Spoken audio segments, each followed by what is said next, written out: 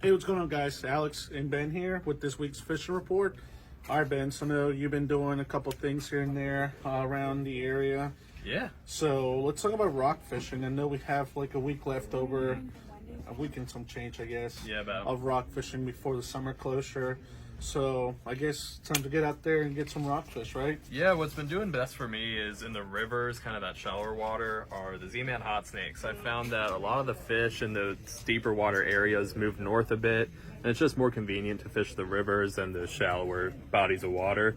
The hot snakes really mimics our natural bull minnows and bait well. Oh, yeah. And it's just, rather than going with chartreuse or white or those kind of out of whack colors, that's been doing well for me. Some natural, right? Exactly. Yeah, like they say, match the hatch. Right. Which I guess we forget a lot. Right, and even now that snakeheads are moving in, kind of that same natural yeah. presentation with the bait that's around, they're going after that too. Exactly, and of course I know we got super early mornings now, but if you can get out there before the sun comes up, Right. in some of the areas you can do some top water fishing, Right. Hackett's Point, Mountain Point, a lot of these shoal areas like the 7-foot knoll and whatnot. You just got to get there before the sun comes up. Right. Which at this point, I don't know, it's coming up like 5:30 or Yeah, something. pretty early. So if you can get out there, beat the heat and whatnot, that's been doing good. Top water like spooks, and top the snakeheads and kind of like popper will work pretty good. Now for you guys chunking and live lining, obviously the fish are still pretty spread out. I know most of the guys are going north, but those fish have pushed really far north. Put it this way, I've seen some guys actually fish close to the flats. Oh yeah.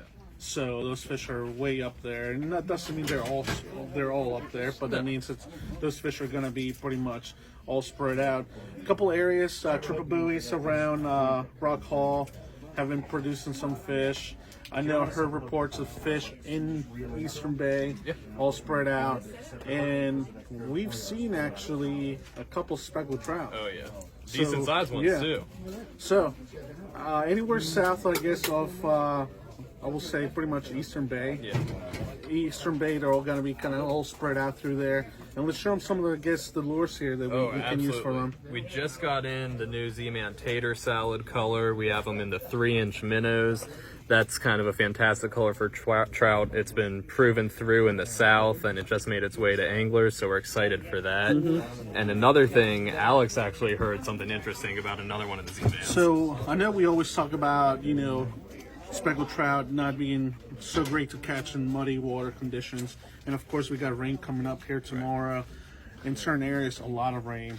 And those fish, I wouldn't say they move out, but they can't really see that bait with those muddy water conditions. They might move a little bit deeper.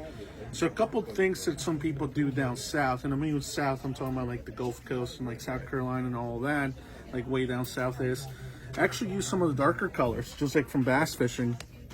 So baby goats mimic some little crabs or something like that. Black and blue is a great color for really murky water. And the other thing is going to be chatterbaits. Actually, we have two offerings here. One more finesse style. I know you love those willow bobs. Love the vibes. That you can pair up with either either one of those plastics. And we have the ones here that come without a skirt that you can actually put a 4-inch Diezel Minnow on there, and they make them down to a 1/4 ounce. So the reason why we want those chatterbaits is vibration, right? So they can actually feel that. So they'll key into that. And while doing that, I wouldn't say just necessarily muddy water, but something new to try out. Oh, and for sure. And even one more benefit of these chatterbaits is the metal blade will still reflect some of the minimal light that's peeking through that dirty water. So you're getting a little bit of flash, getting that fish's attention in addition to those vibrations. Yeah, so that's a good lure. I wouldn't say just for speckled trout, but like anything we have, like swimming around in the bay here. Exactly.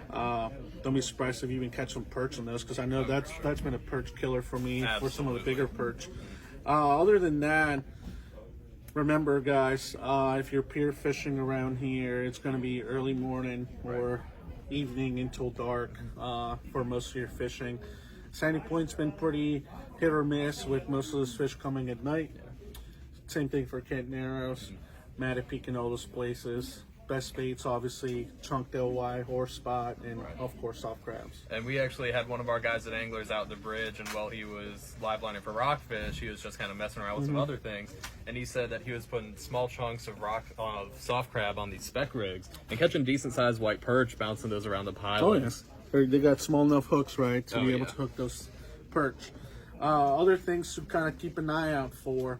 If you are making your way south, this is a time right now, I guess, when we start to see a little bit of changes going on down at like Point Lookout and those general areas there.